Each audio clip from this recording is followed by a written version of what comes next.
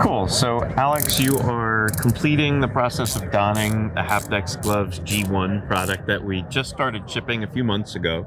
And this is the ultimate tool for feeling what a robot hand feels in real time. And it's not exactly like touching reality, but you'll see that you can use the sensors that are built into this dexterous humanoid robot hand and the way that they are mapped to each of your fingertips, and you should be able to feel what Steve is going to walk you through right now. Let's give it a try. This is very cool.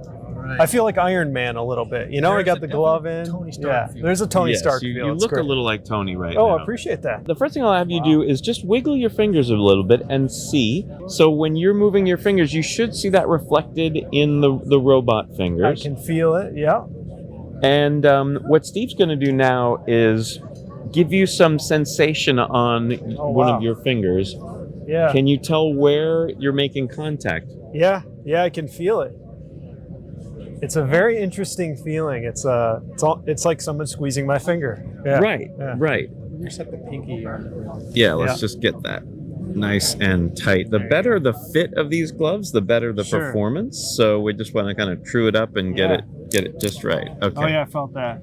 Good. Yeah. So. Man, that's wild.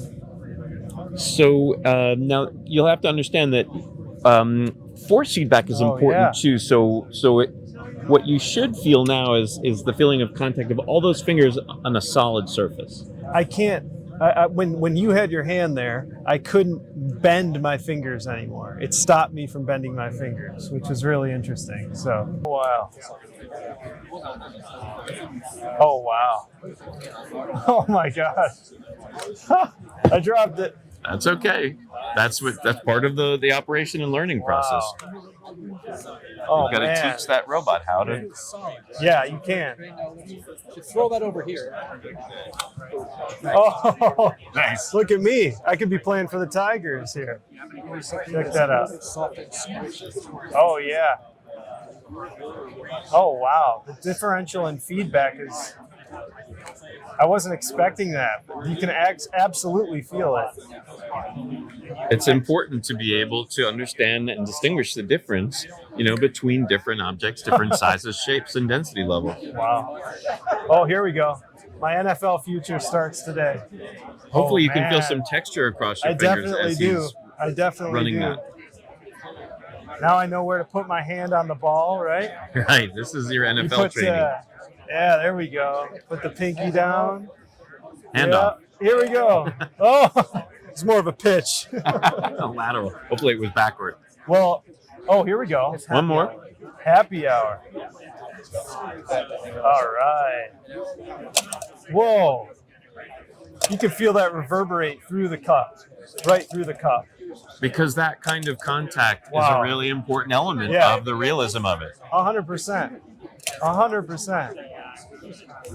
So someday, instead of operating this demo, we'll have you operate a full robot so you can really understand the power of teleoperation and AI training with haptic.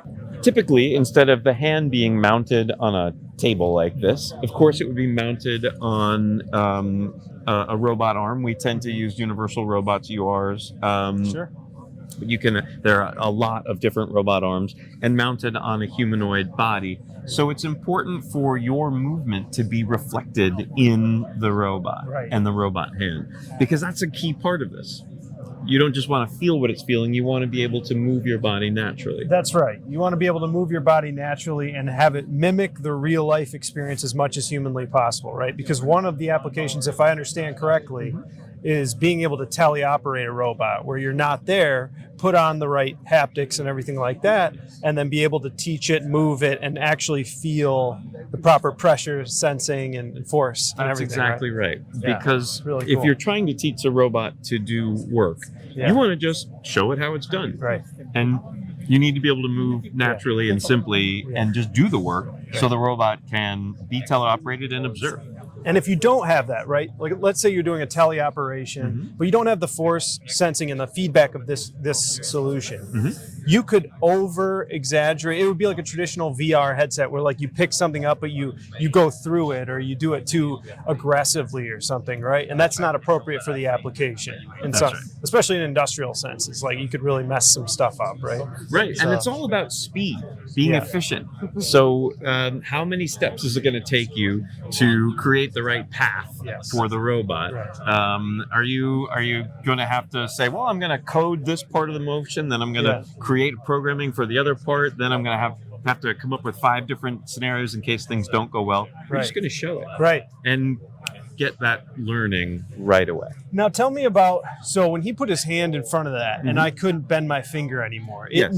it knew there was an obstruction and it stopped me from doing that. Yes. In an environment, tell me how you teach the robot or the arm what to represent in this feedback, right? Or is it just you could plop it anywhere and put this on, and it through visual recognition and mapping, it's if I touch a table like surface, it's going to automatically do that, or do you That's have to That's teach right. it?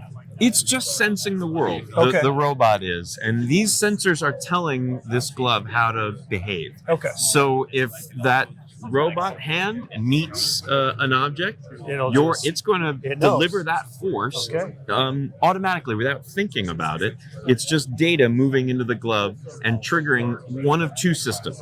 One is the tactile feedback system that gives you that sense of touching, Yeah. and the other is the force feedback system, which will stop your fingers from moving so you feel the size, shape, solidity, location of the object. Wow, that's really cool. Joe, tell me a little bit more about the technology that this is produced. Like, what's actually in here to in order for this to squeeze my finger like he was doing a moment ago? What types of technology is rolled into this solution? Yeah. Well, it all starts with something that's kind of unique in this space, which is compressed air. Really? Yes, there's actually a very quiet air compressor. I don't know if you've ever power washed a driveway, but I that have. gets pretty loud. It does. This is a quiet version of an air compressor, and it's pushing the compressed air into the glove and feeding it to this really fascinating material, which is filled with actuators that inflate and deflate and press into your skin at just the right place at the right moment. Okay. So that's what creates that sense of It's tactile compressed contact. air. Compressed air. Yes. and that's up around the fingertips and the key points of sensation that articulated hand has, right? Exactly. And there are Okay. hundreds of those actuators across the surface of each hand. And there's a separate system which is integrated into the back of the glove, which will stop the motion of your fingers. It'll literally create a little air-powered brake system that Really? will stop your fingers if you strike a solid object.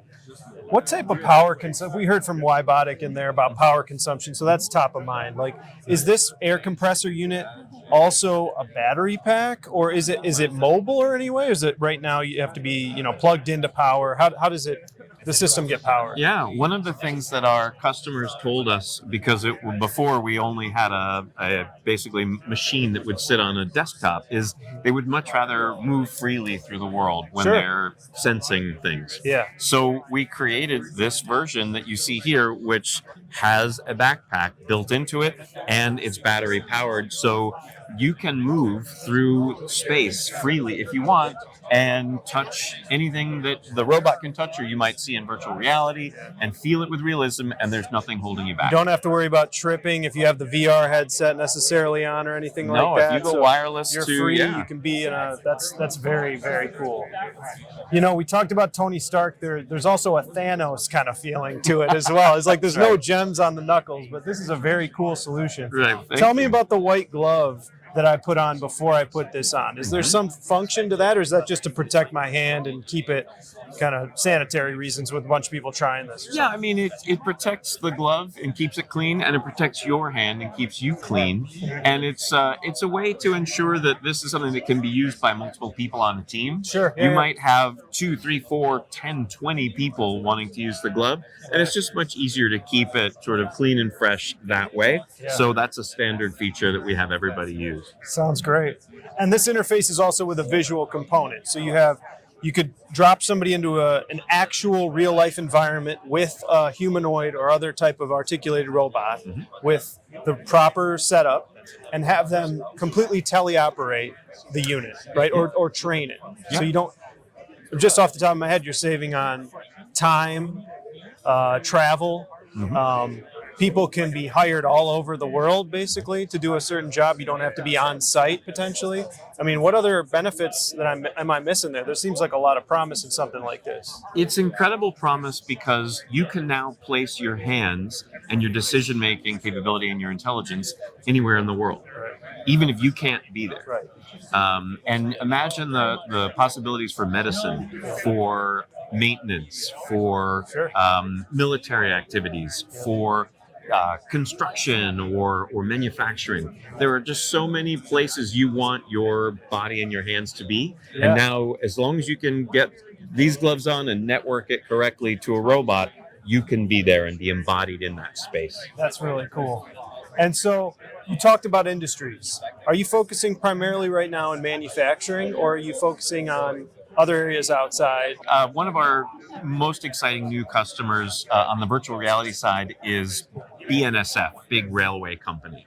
They're training people how to operate and maintain their rail equipment, Sure. using virtual reality. And then Sanctuary AI is an example of a great humanoid robot customer of ours. But we think of it as any company that's teaching people how to use their hands or teaching a robot hand how to behave, whether it's enterprise or industry or even government, those are the right customers. The only people we don't serve typically are consumers at home. They always Okay. ask about it, and Yeah. it's not happening anytime soon. Back in the 90s, I had the Power Glove, the NES Power Glove. That was Wow, probably the impressive. first thing like this I ever wore.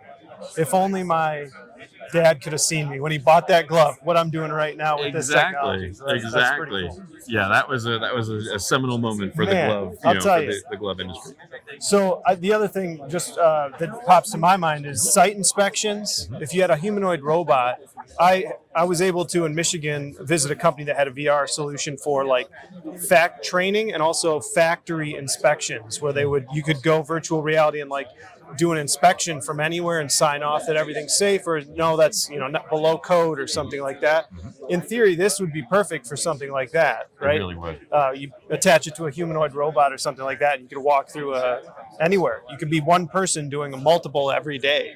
I think that's a great point. I mean, the humanoid robot potential involves so many different activities. It's not just being active. It could be being effectively a monitor device that is able to jump in and work when needed. Right. It's whatever you make of it.